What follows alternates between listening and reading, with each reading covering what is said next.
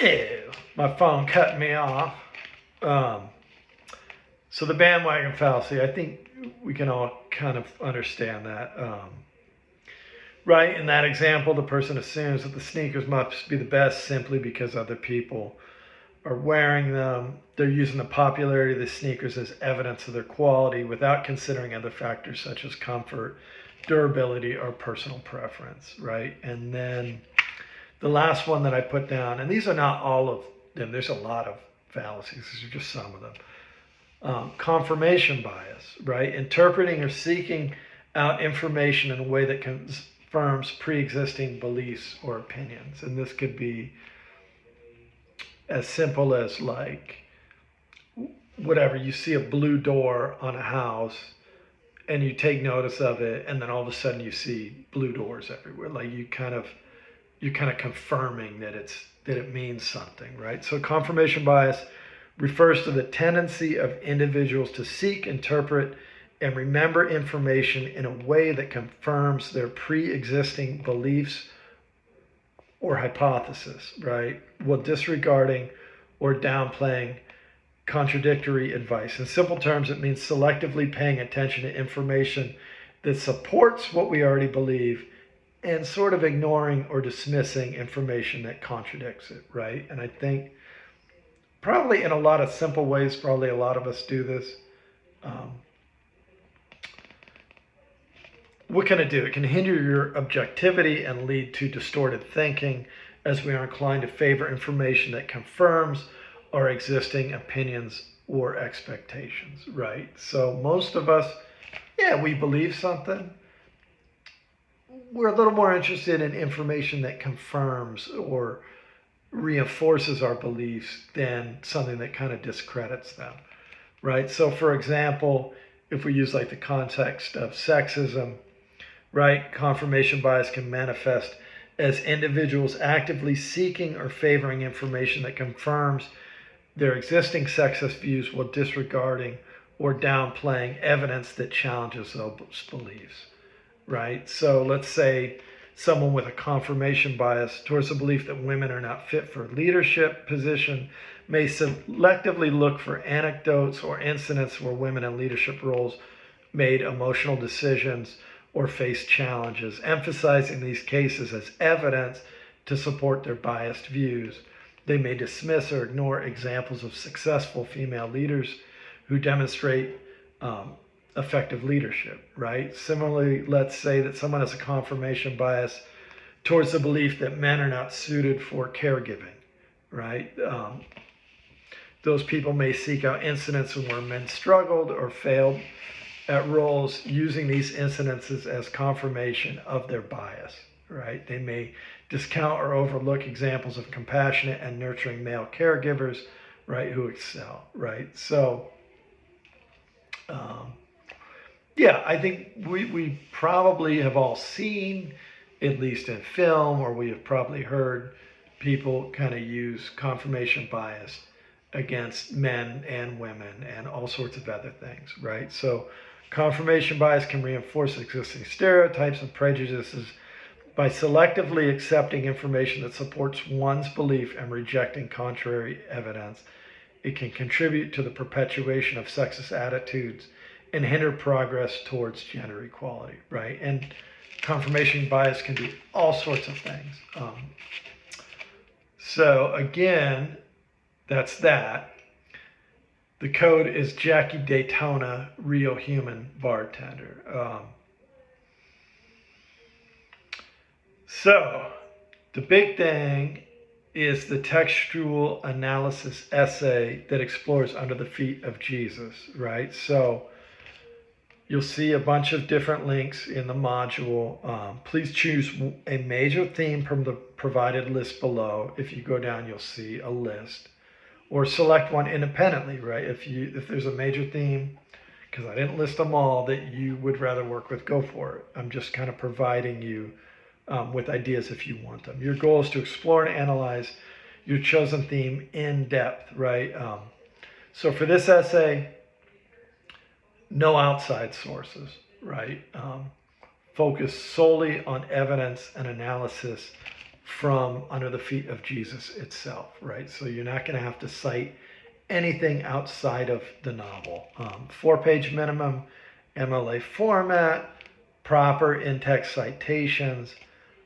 Do still create a works cited page for the book. To be effective, all of your, right? So to be effective, all of your main assertions or main points want the support of in-text citations, right? So yeah, support your work using things that you find in the text.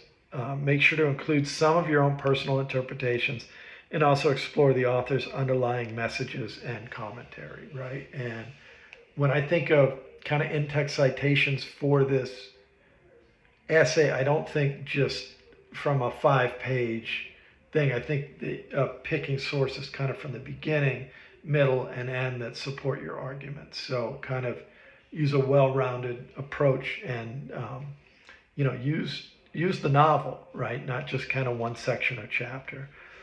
It's hard for me to imagine an essay like this being properly supported with less than 6 to 8 in-text citations, so that will be the minimum. You might very well end up using a lot more. You might end up using around a dozen or so in-text citations. I would imagine having at least one of those citations per, well, for most of your body paragraphs, right? So you might not use one for the conclusion. You might not. You might use one in your intro paragraph. You might or you might not. But when you kind of get into the meat of the body paragraphs and you're kind of making assertions and exploring, how are you going to do that without evidence, right? So maybe you could. I don't know.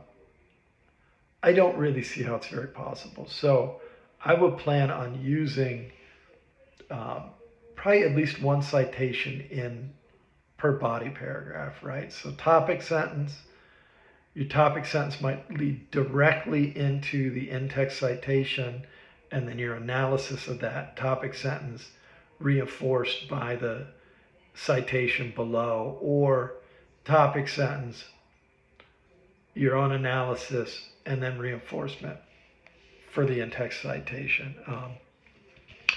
In-text citations include direct quotes from the text, paraphrasing or summarizing a block of information on the page, right? Like, so you might want to paraphrase a paragraph or kind of summarize a larger section, right? It also includes reference to specific scenes, events, or details. All of these types of in-text citations require, in the brackets, the author's last name and the page number, right? So every piece of cited material that's in text should still have a page number and the author's last name. So you'll see I list about 8 major themes. Migrant farm worker experiences, poverty and economic hardship, environmental degradation and the impact on land and labor, marginalization and immigrant communities, power dynamics and exploitation, family dynamics and relationships, pursuit of dreams and aspirations amid adversity, exploration of gender roles, expectations and challenges faced by women in migrant farm working communities, right? Whatever you pick, think of that as your primary topic. And of course, there can be crossover between themes, right? So, for example, if you're writing on the topic of power dynamics and exploitation, you would almost certainly also explore things like poverty and marginalization, right? So these topics aren't necessarily mutually exclusive. They kind of can interact with each other, but try to keep focus on your main topic, right? And just don't spread your writing out too thin. You really think of it like you're digging a well, narrow and deep, right? You're not trying to create a swimming pool, which would be like wide and shallow. Try to pick a topic that interests you way easier to write about. Um, Again, this essay should solely rely on evidence and analysis from the text itself. You're not looking to incorporate any external sources. So, while you're reading this week, and you might need to kind of go back, hopefully you've been taking some notes and annotating the first part of it. You might go back, it's not a very long book, and you might kind of remember sections and read those again, which can be helpful. A lot of times reading something a couple of times can be really helpful. So while you're reading, take notes, highlight specific passages, and annotate. Especially note the things that relate to your topic. Similarly, keep track of motifs, right? So reoccurring things of like a green dragon keeps showing up, it becomes a motif, a leitmotif, right? Patterns, reoccurring themes, symbols, or other literary elements that stand out to you. Note specific page numbers and areas that relate to your chosen theme, right? In the essay, explore your theme, analyze how the author develops and portrays it throughout the novel. Consider the following, and the things that I list below, they're just suggestions. You can use them, you can leave them. Examine how your chosen theme evolves throughout the book, right? You might show like a progression of relationships or a progression of kind of power dynamics. Identify patterns, shifts, physical, emotional, mental patterns and shifts, and progressions related to your theme. Analyze symbols and imagery associated with your theme and how they add to the overall story. And then C, I said explore how different characters interact with your theme. What are their motivations, their actions, their feelings, thoughts, their relationships. So everything kind of inside and out, right? And then develop your own interpretations of the theme and the author's underlying message or commentary, right? So it's still a suggestion. Reflect on what the author is trying to convey about the chosen theme and its broader implications. Hopefully you all know me well enough to know that your personal thoughts and feelings are always important to me. And those are the things that a lot of times I enjoy the most about your writing, is actually kind of hearing from you. I don't know, if I just wanted like synthesized writing, I could just read like Cliff Notes or look something up on Google. So a lot of the fun for me is just seeing how you personally interact with things, and how you are as a human being, and what you think and kind of feel, right? And I don't know if I listed this anywhere, but in regards to like symbols, you can even think that like if you're not that great with symbols, even things like colors, right? All colors can have symbolic meaning, right? And writers use colors intentionally. You can look up color symbolism. Animals oftentimes symbolize things, right? Like the coyote and the crow, they're both like Jungian tricksters, right? So a lot of things can have symbols, right? And symbols are just things that stand for other things. And a lot of writers use them.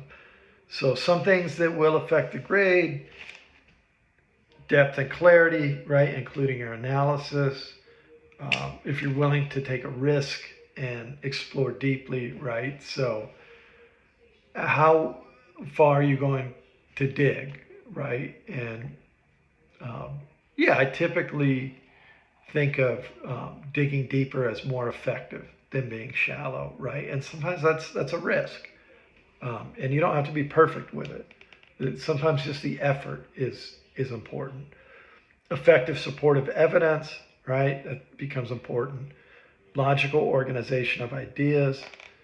And then the nuts and bolts of an academic essay, right? Effective intro with a thesis, a hook, body with topic sentences, support, analysis, a conclusion that works to kind of summarize. It doesn't really bring anything like dramatically new argument into the picture, but kind of synthesizes everything succinctly.